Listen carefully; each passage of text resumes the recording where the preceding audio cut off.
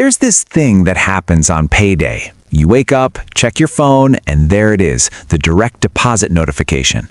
Let's say it's $5,000. Feels good, right? For about maybe 4 hours. Because by lunchtime, you're already doing the math. Rent's due, car payment, that credit card bill you've been ignoring, and somehow, even though you just got paid, you're already worried about whether you'll make it to the next paycheck. Here's the weird part. You have a decent job. You're not broke. You're doing everything you're supposed to do. You went to school, you're working full-time, you're being responsible. So why does it always feel like you're one unexpected expense away from complete disaster? Why does $5,000 a month, which sounds like real money, somehow never feel like enough? I tracked every single dollar of a $5,000 paycheck for 30 days, not to make a budget, not to optimize anything, just to see where it actually goes. And what I found, it's not what you think. My name's Peter, and if you're curious about where your money actually disappears to and why making more doesn't seem to fix the problem, make sure you hit that subscribe button, because what I'm about to show you changes how you see your entire paycheck. So let's start with the number everyone sees. $5,000 a month. That's $60,000 a year. By most standards, that's a solid middle-class income in the US. Not wealthy, but comfortable. You should be fine on that, right? You should be able to pay your bills, save a little, maybe go out on weekends, take a vacation once a year. That's the theory. Here's what actually happens. First, taxes. And this is where most people's mental math is already wrong. You're not taking home $5,000. Not even close. Federal income tax, state tax, FICA, Medicare, all of it comes out before the money ever touches your account. Depending on your state, you're losing about 25 to 30% right off the top. So that $5,000, it's really $3,500 to $3,750. Before you've paid for a single thing, you're already down $1,250 to $1,500. Gone. You never even saw it. Most people don't really internalize this. They see the $60,000 salary and think that's what they're working with. But you're not. You're working with $42,000 to $45,000. That's your actual money. Everything else is just numbers on paper. Okay, so you've got about $3,600 a month in your account. Now let's talk about what happens to it. Rent. If you're in any decent-sized city, not New York or San Francisco, just a normal city, you're paying $1,500 for a one-bedroom apartment, maybe a studio if the area is expensive. That's $18,000 a year just to have a roof over your head. You're down to $2,100. Car payment. Let's say $400 a month because you needed reliable transportation to get to this job that pays you $60,000. That's another $4,800 a year. You're at $1,700 now. Car insurance. If you're under 30, you're probably paying $180 a month. If you're older, maybe $140. Let's say $150. That's $1,800 a year, down to $1,550. Student loans. This is the fun one. You went to college to get the job that pays $60,000. Now you're paying $350 a month for the privilege for the next 10 years. That's $4,200 a year.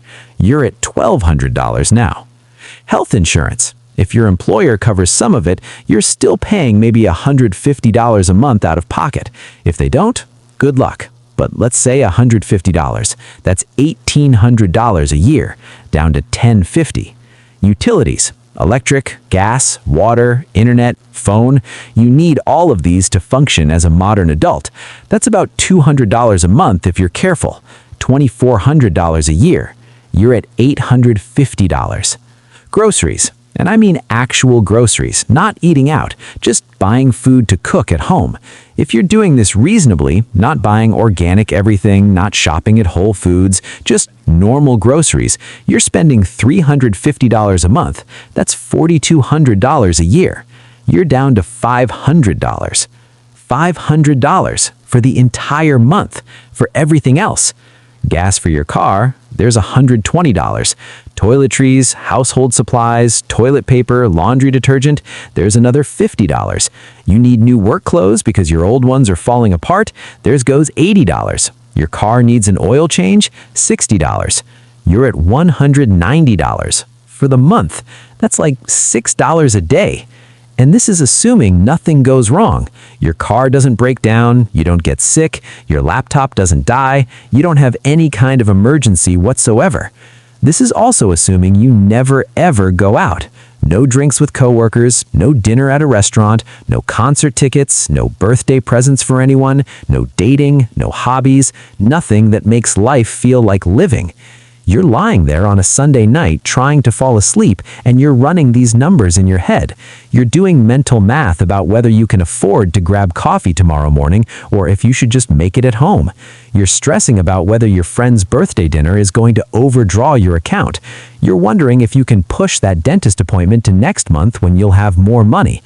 And here's the really messed up part.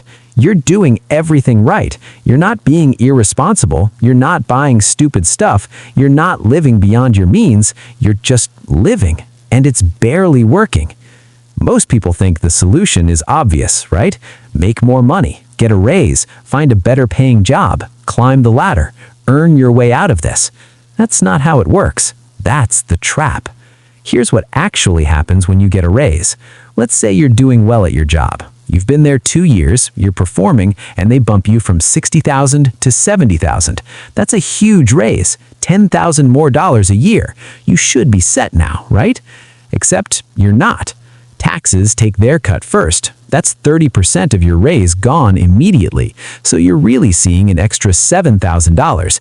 That's $583 a month. Sounds good. Sounds like breathing room.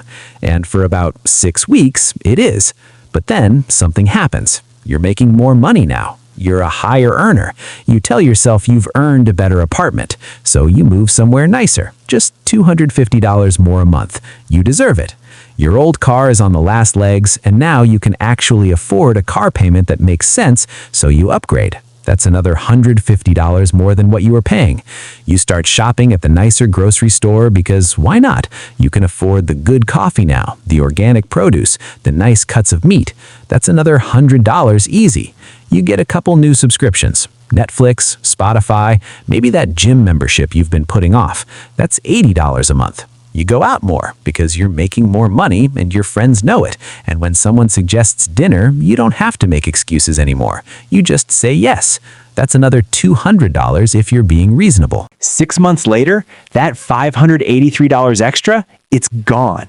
Every dollar of it. You're making $10,000 more a year, and somehow you're in the exact same position. Still stressed about money, still living paycheck to paycheck, just at a higher income level. This is called lifestyle inflation, and it's how the system keeps you exactly where you are. You earn more, you spend more, you stay just as trapped. The number gets bigger, but the feeling stays the same. And there's this psychological thing that happens. It's called hedonic adaptation. Basically, your brain adjusts to whatever your current situation is and makes it the new normal. You get that raise. For about 2 weeks, you feel wealthier, you feel successful, you feel like you've made it. Then you adapt. The nicer apartment becomes normal. The better car becomes expected. The fancy coffee becomes your baseline. And suddenly, you need more to feel that same sense of security or success. Your brain doesn't register absolute wealth. It registers change. So no matter how much you make, if your spending rises with it, you never actually feel wealthy. You never feel secure. You're always chasing that feeling of enough.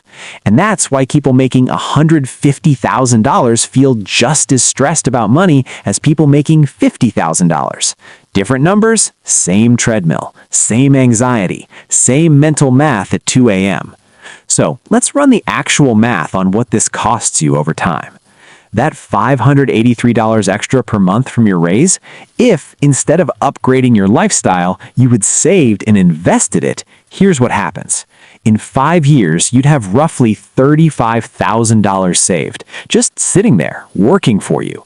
In 10 years, around $90,000. In 20 years, over $250,000. That's not speculation.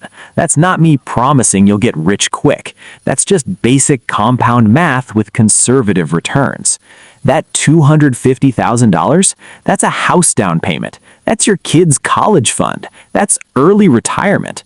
That's the difference between financial stress and financial calm.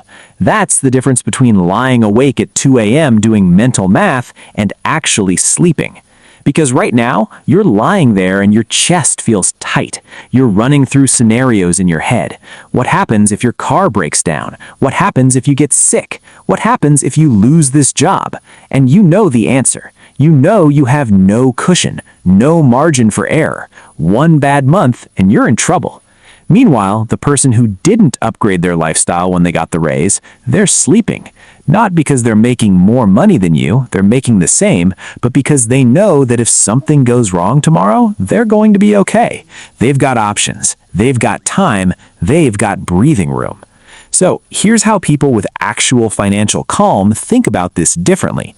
And I'm not talking about rich people. I'm talking about people who make $50,000, $60,000, $70,000 and sleep well at night.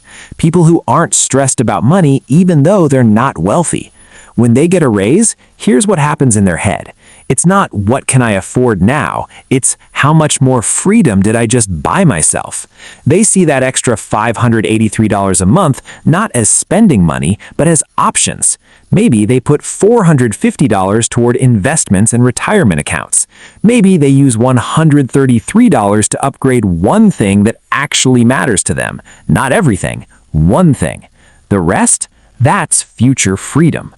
When they're at the grocery store, they're not doing mental math about whether they can afford something. They already know they can because they built a buffer.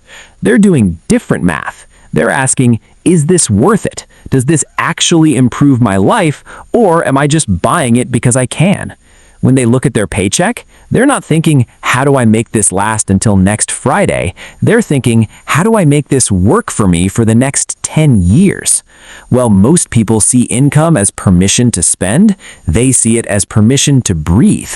While most people upgrade their life with every raise, they upgrade their freedom instead. While most people try to look successful, they try to become secure. And here's what actually changes when you think this way. This doesn't make you wealthy overnight. It doesn't solve every problem. It doesn't mean you're suddenly rich. But here's what it does. You stop checking your bank account with anxiety. You just stop, because you know what's in there and you know it's enough. You say no to things that don't serve you instead of yes to everything because you're desperate. You can decline that sketchy side gig. You can walk away from that job that feels wrong because you have time to find something better. You make decisions based on what's right for you, not what you can afford right now. That's a completely different life. You're at work and your boss says something that crosses a line, and instead of just taking it because you need this paycheck, you can actually stand up for yourself. You have options. Your friend invites you to something expensive and you don't want to go, you can just say no instead of making up financial excuses. You're not controlled by every social pressure that costs money. You can breathe. Actually breathe. That constant tightness in your chest, it loosens. Now, let me be clear about something. This isn't sexy. Nobody's making Instagram reels celebrating the fact that they kept the same apartment when they got a raise. There's no viral moment here. It's boring. It's slow. You're not going to get rich doing this. But here's what this actually does. It gives you peace. Actual peace, the kind where you're not constantly worried about money, where you sleep well, where you can think about your future instead of just surviving today. And that peace, that calm, that ability to make choices based on what you actually want instead of what you can barely afford, that's worth more than looking successful while being broke. So here's the thing about tracking your paycheck. It's not actually about the numbers. It's about seeing what the numbers reveal. Most people look at $5,000 a month and think they should be comfortable, but once you see where it actually goes, you realize the problem isn't the amount, it's the system. It's the trap of always upgrading, always spending whatever you make.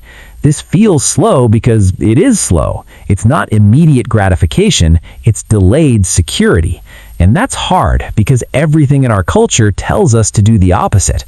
Buy now, upgrade now, enjoy now, show everyone you're successful now. But success isn't making six figures. Success isn't the fancy apartment or the nice car.